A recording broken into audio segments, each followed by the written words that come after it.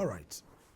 I said, let me just quickly talk on this trending topic between Doris Ogala and Pastor Chris Okafo. I actually didn't want to talk about this before, but when I I've taken my time to listen to most of our stories. And when I got to where she now started claiming for damages, like Pastor Chris have to buy her a house or build a house for her or something and all that, that was what actually struck me to say, okay, let me really talk about this. Even though we have not heard from Pastor Chris at his own side of the story, but that's not the bone of contention. Now, I've listened to the lengthy interview that you granted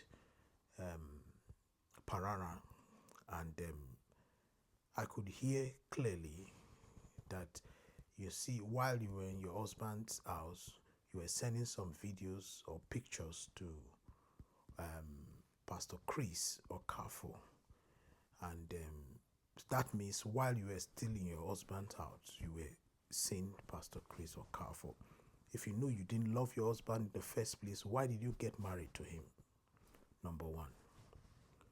Another thing that I could draw out from here, I'm only trying to be, objective here. I don't want to side anybody, but I'm just throwing out some questions.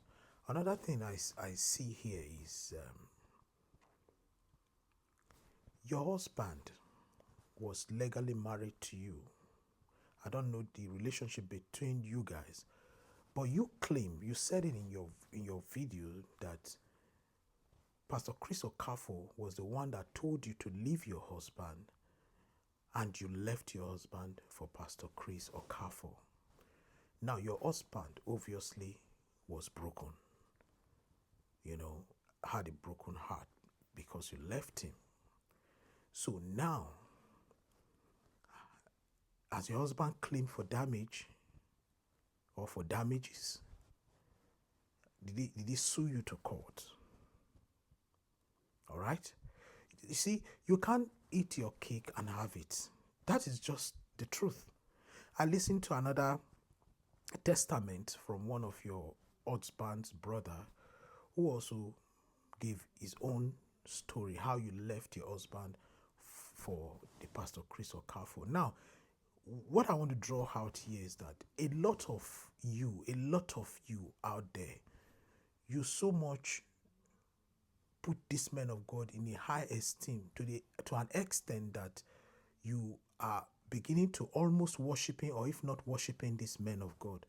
But you've forgotten that even before they got the calling, if they were called, that they were first just an ordinary man like me and you.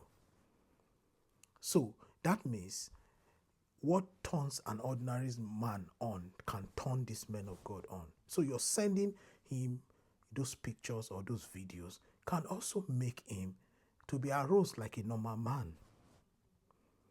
So that means you are even the one that gave the invitation to treat in most of the occasions. So you are complicit. You contributed to this whole crime that you are alleging that he committed against you.